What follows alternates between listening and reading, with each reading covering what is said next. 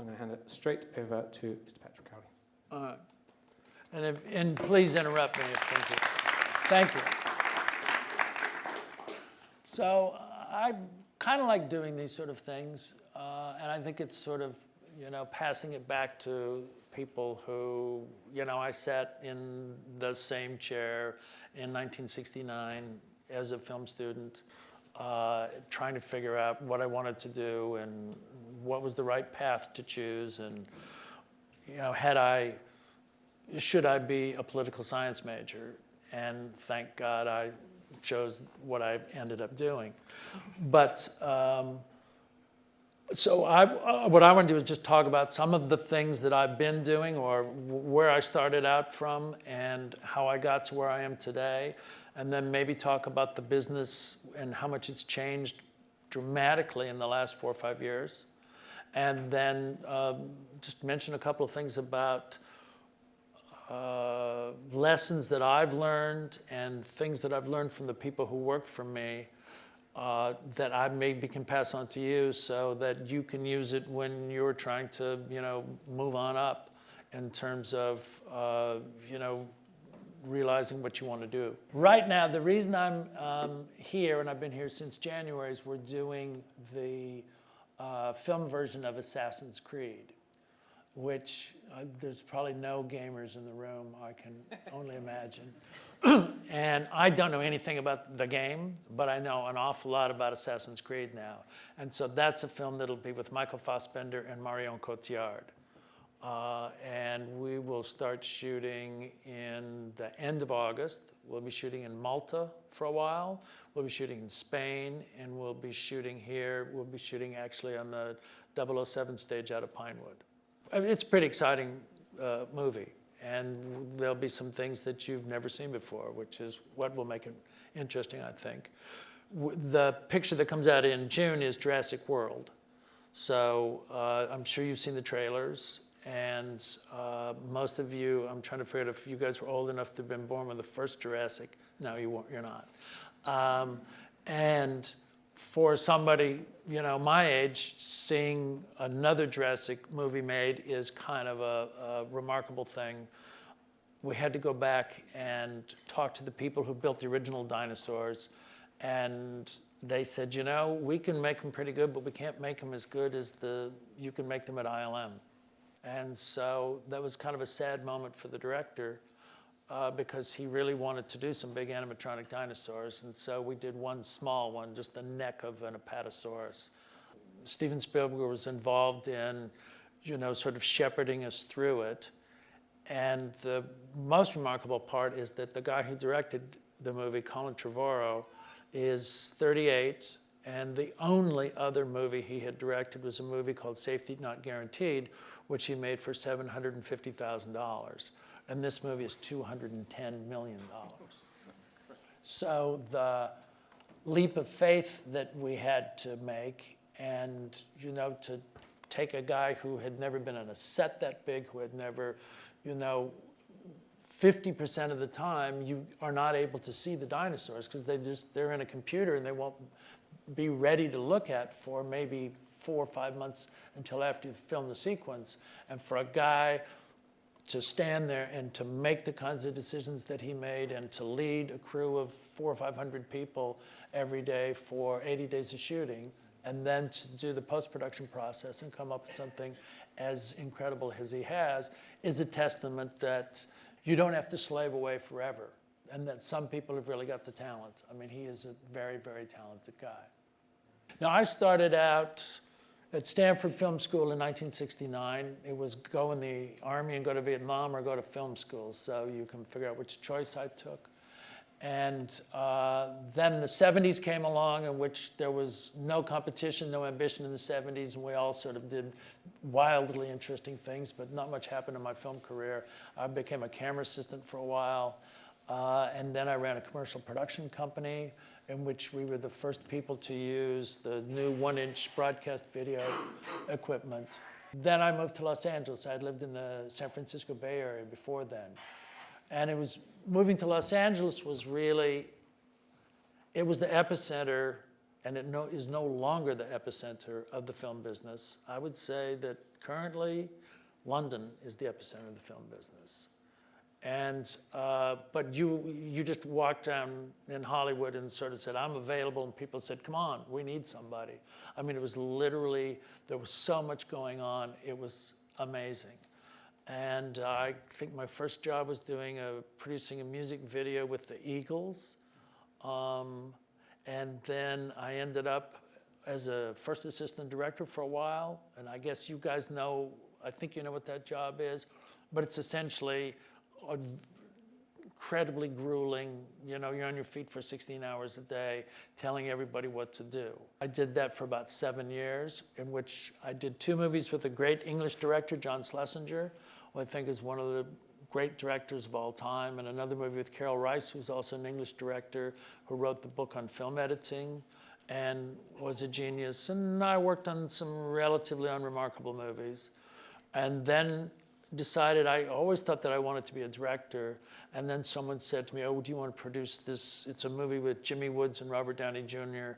And I said, yeah, I'll do that. And I find if I look back on my life, my professional life, there would be just, you pick up the phone and somebody goes, do you want to do this? And you go, okay. And then I'd be maybe going in a direction 30 degrees different from where I thought I was going to go.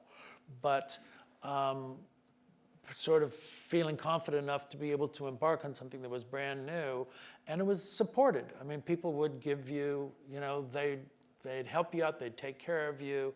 And everybody in the business at that time was learning as they went along. So it was a remarkably sort of enthusiastic group of people. I then produced a movie called Sleepless in Seattle and Legends of the Fall, which were sort of big time movies. You know, they were with big stars, Brad Pitt, Meg Ryan and Tom Hanks, and they were movies of sort of some kind of caliber and class.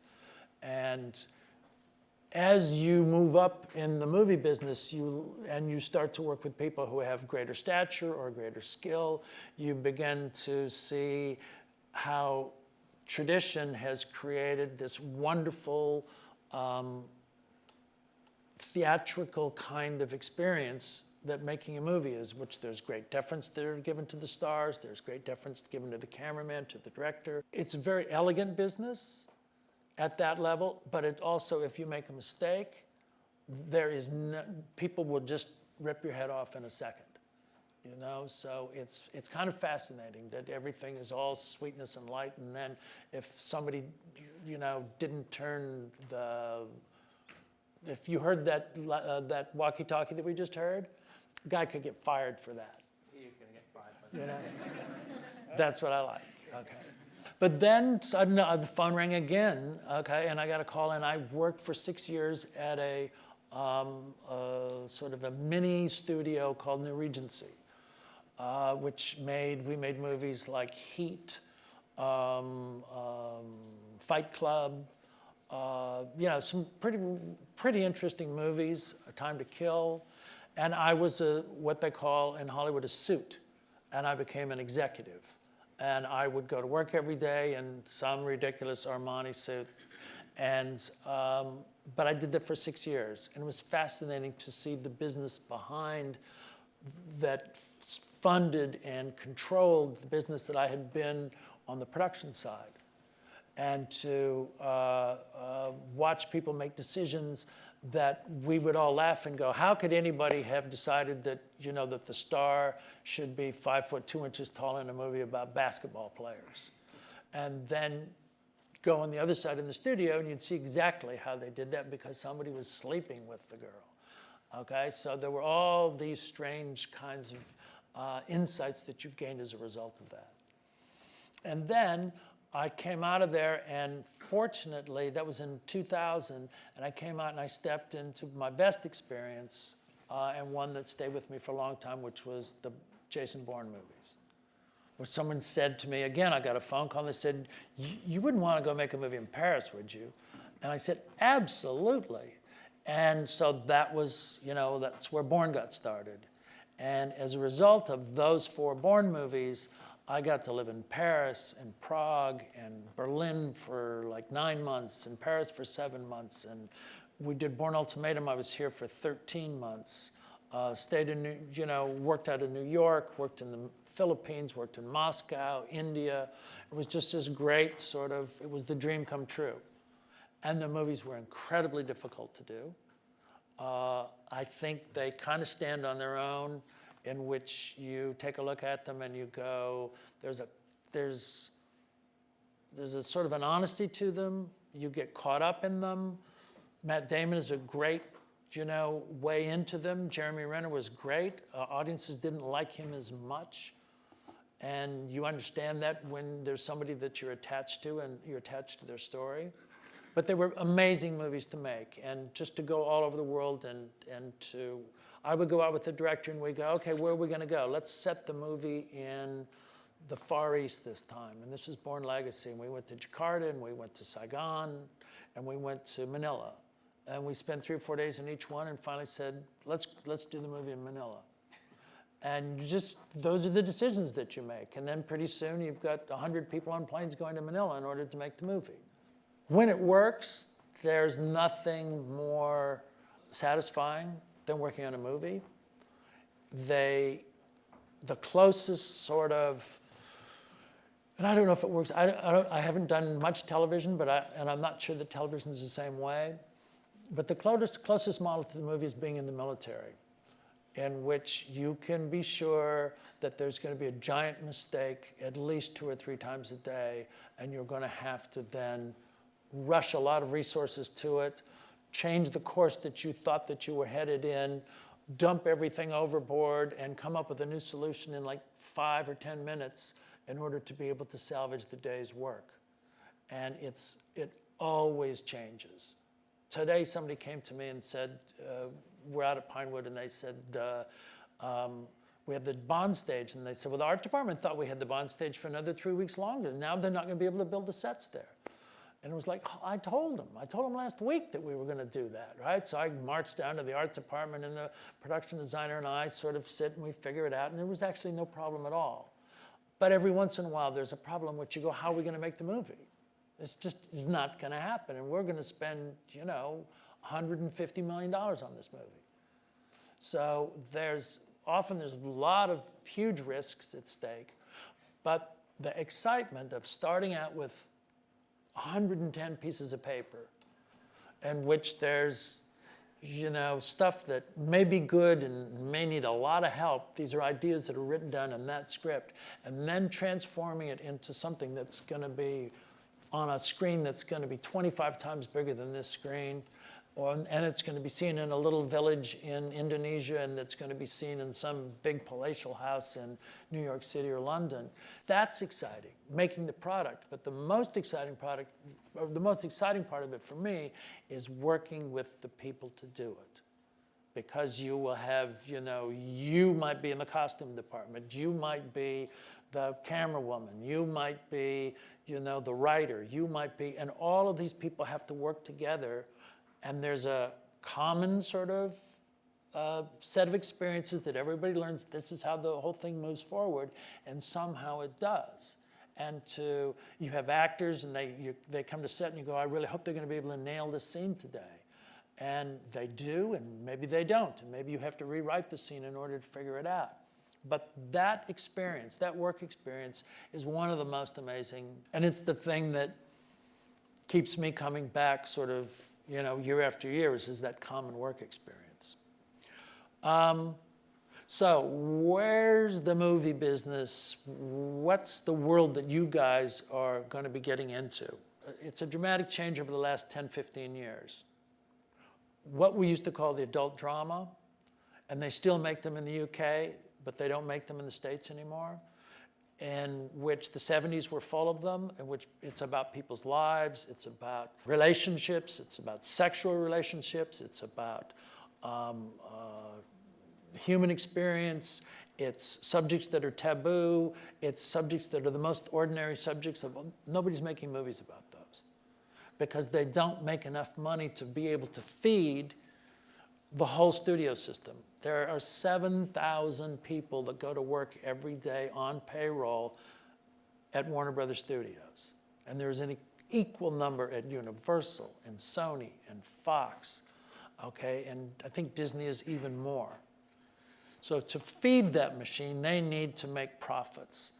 And all of those companies are now owned by large corporations. You know, Universal is Comcast, cable television. It used to be General Electric. It used to be Seagram's Alcohol.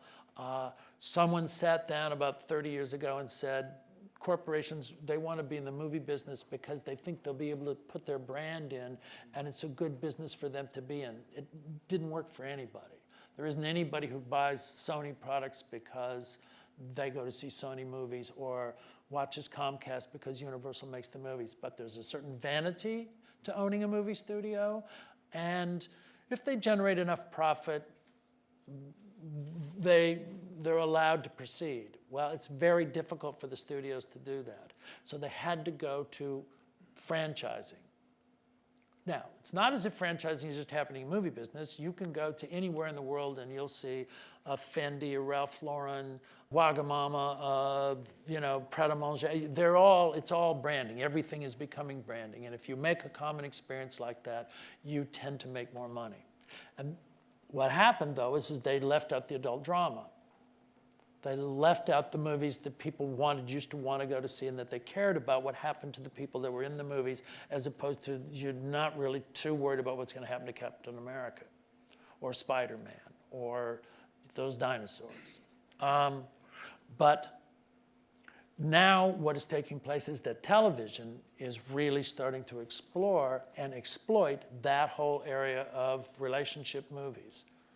And they do it in strange ways. There's so many apocalyptic movies that are out now, and alien movies, you know, aliens, 4 out of the people in this room are aliens, you know. I mean, it's the common sort of, but they make for interesting stories, and they make interesting dramas. So there's a lot going on in television now that it's the most exciting place to be. In Los Angeles, it's where every young person is headed, they're headed towards television. Because it's a chance to do something in which they have a vision. If they can do something for a small amount of money, which means that there's much easier access to be able to get in, and to, if you care about being a director or a producer or an artist of some kind, television is a very smart area to be in right now.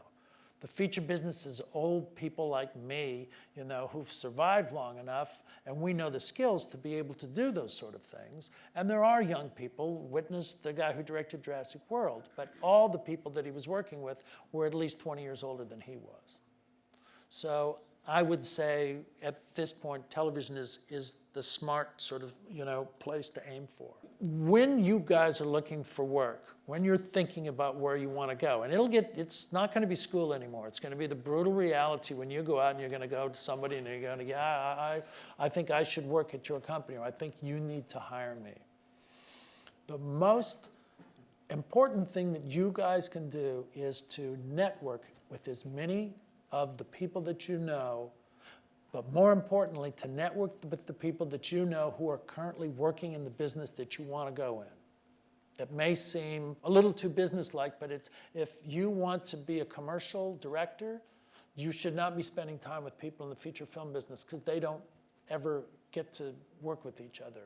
If you want to be in music, you should not be going to parties or all the sort of stuff which are mainly, you know, people outside of that particular discipline. As they always said in LA, is music, commercials, features, television, you can go up any one of those paths. But to jump across from one to the other is really difficult to do. You have to go all the way back down and start up again. So think about that area in which you want to move forward. That's where your goal is. And start to set your sights on that, so that you're meeting people, you're talking to people, because what will happen is inevitably there's going to be somebody who's going to go, we need an extra person today. How about Bill or Sue? That person, call them up. Just like the phone calls that I would get. Call them up and come in. They just work for a couple of days. And Bill or Sue then meets somebody in which they go, that person's got a good head on their shoulders. I'm going to call them next time I need another person. It is, unless you happen to be married to the head of the BBC or something like that, that's going to be the way that you're going to move into the business. And the final sort of the concluding note is that, and this sounds really harsh, your generation, and I know this from the people that I've hired and the people that I've fired, is there's a serious issue with responsibility.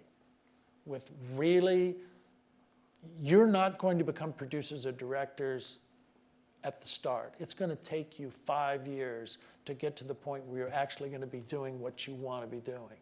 And that means you need to be, when someone says, we need an extra something, even if it's not your department, you need to go get that. Because that's how you're going to move up. It's by being responsible. And there's too many people these days who just sort of go, I want to be a director. That's what I want to do. I don't want to like learn, or I came out of film program. I'm a director. I just sort of sit there and go, you have so much to learn, and you also have to pay your dues, because that's recognized. And people will give you opportunities if they feel that they can trust you. And that's so common, in which you're going, I don't like any of the people that are available. That person there, let me talk to them for a while. You talk to them, you feel confident about them, suddenly they jump 5 years in the job offer that you give them. But you have to demonstrate that you are worth taking the risk. So yeah, how do you manage in your family life if you have to travel all, like you never home, it seems? Well, fortunately, the woman that I've been married to for 35 years was a producer, was a studio executive. So when you literally sat down and said, I'm not going to be home tonight till like 11:30, or I've got to go on a location scout for 3 days, it just came up, and we're going to have to cancel that. She understands that. That helped. We also decided, might as well be honest about it. We decided after 4 or 5 years, we sat down and go, we want to have kids. And we go, well, we're not going to ever be home, and we literally sort of said, let's think about this really carefully. And we did. We actually went to a therapist and sort of said, we need to know if we're making the right decision. And we decided not to have kids. And we had dogs for a while, and there was like, she couldn't come or I couldn't go because somebody had to take care of the dogs. So it is very demanding to do that. There are lots of jobs in television which, because they don't have the budget, then they don't leave. It still means that you're going to work incredible hours and that you're going to get pulled away, but if that's a concern, and it's a really valid concern, then that's a better area to be involved in. Because right now, with the globalization of everything, people are making movies where it's cheapest to make movies. And Hollywood, you can shoot a cannon through all the film studios, and nobody would take notice of it because there's no one there. They're all in Louisiana, or they're in Atlanta, in Georgia, or they're in Boston, or they're in New York City because they have very aggressive incentive programs, or they're here. I just walk down the street and I see people from LA everywhere I go. And so that means that, to be in the movie, you're going to have to travel, because it's going to be whoever comes up with the most aggressive incentive program will be where you end up making the movie.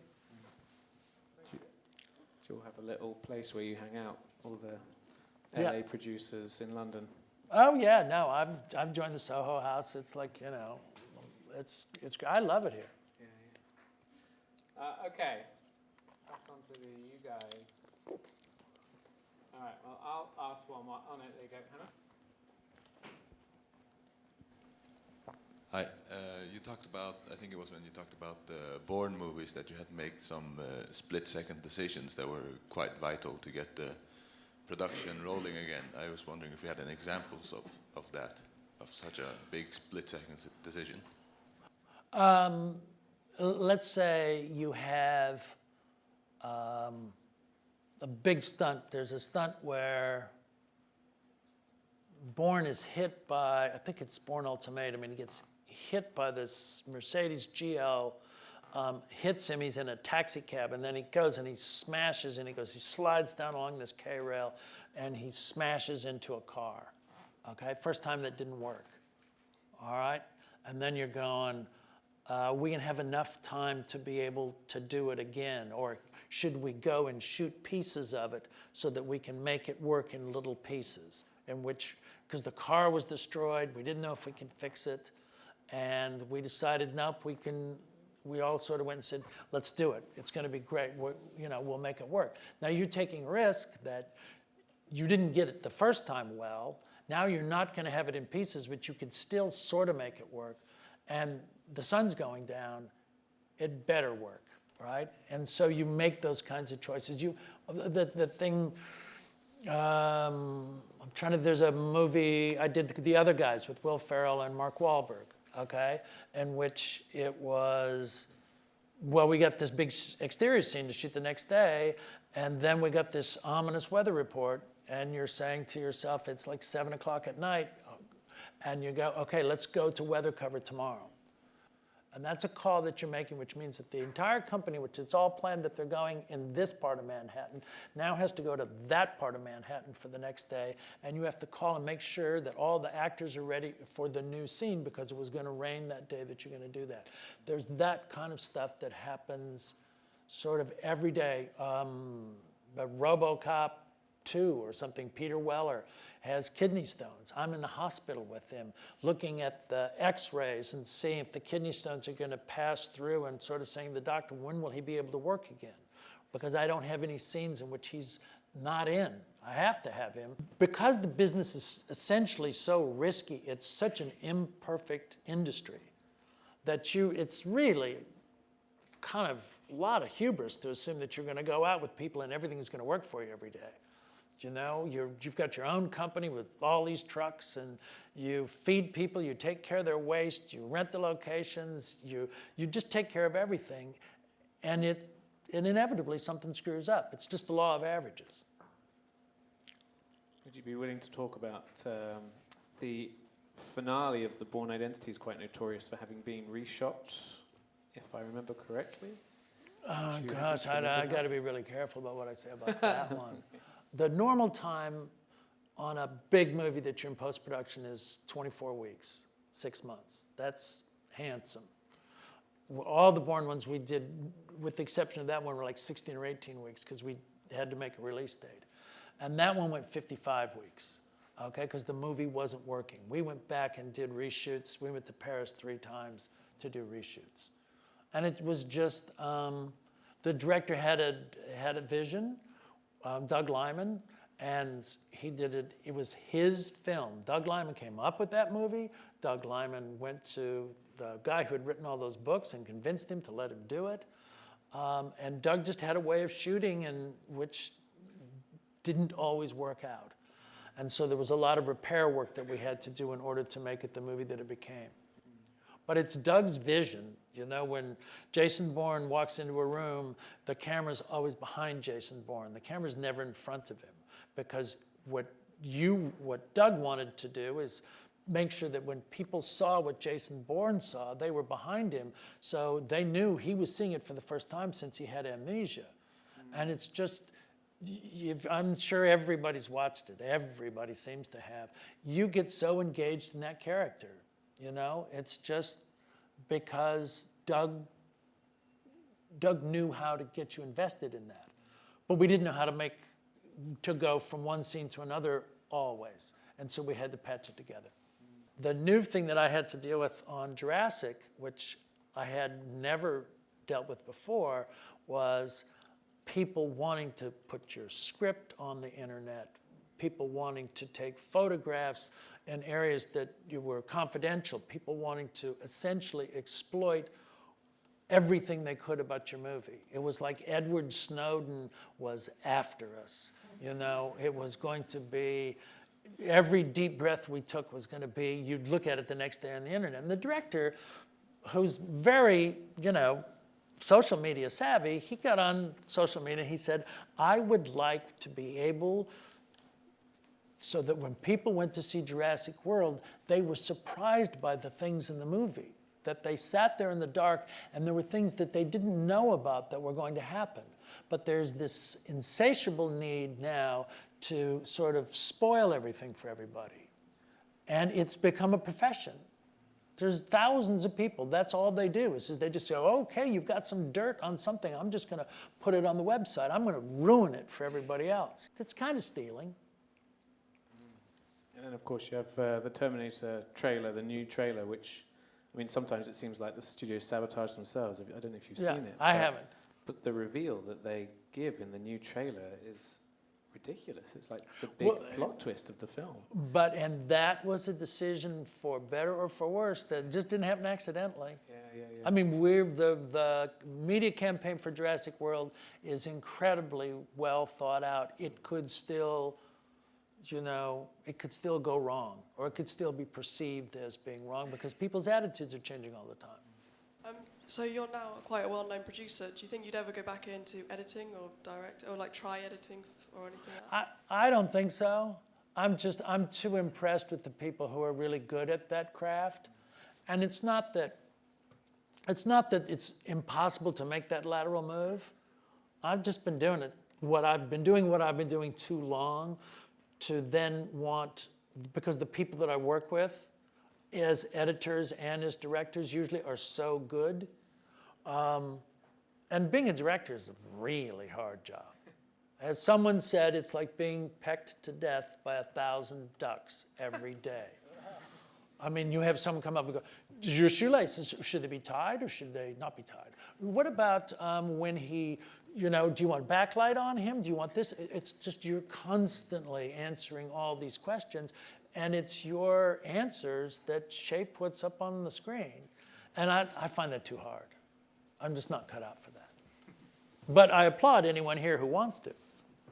Do you find that you're still, it's still phone calls and you're saying, yeah, I'm on board? Or Totally. Do you pursue anything? Is there anything that you're looking to try and get on? Or?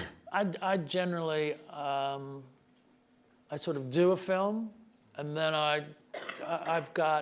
there's a couple of films. The development process for me doesn't work with my life rhythm. I need to go out and do it. And so it's usually the phone call. But they're all phone calls because I've done it for so long, they're phone calls from interesting people. Right. Or they're people that I want to work with, or I'm excited about working with somebody. And that's what makes it a lot more fun than, starting from scratch every time. I just wondered, what are your favorite films? Lawrence of Arabia, Conversation, I think is, but they're mostly kind of movies that I saw in the 70s. I mean, I think the Fast and Furious series is amazing, I mean, the fact that they can continue to pull off something at that scale as frequent as they can and to be as engaging with their audiences and not speak down to them and, kind of celebrate the different group of people who are in that movie. I think those are it's not my favorite film, still Lawrence of Arabia. In fact, the other day I was in Spain, in some gulch in the south of Spain looking for a location, and the guy said, right over there, that's the oasis from Lawrence of Arabia. And there were still palm trees that they had planted there. So I felt happy. Thanks. Yeah, so do you take any time off or you constantly work? Oh, if you don't take time off, then you burn out. And that time off is, I started on this, let's say, the first week in December, and I'll be done probably the first week in January. And if I don't have that reward of being able to take time off and to go to some great place or to do some great thing or just chill out, it would be really hard to do. And I think for almost everybody in the movie business, that's what keeps you going. You know that you're going to be able to relax because the pressure is really intense and the hours are really long. So you need to have that. I think that is it. We're out of time as well. So I would just like to thank you, Pat, for coming along and talking to great. us all. Thanks. All right. Good.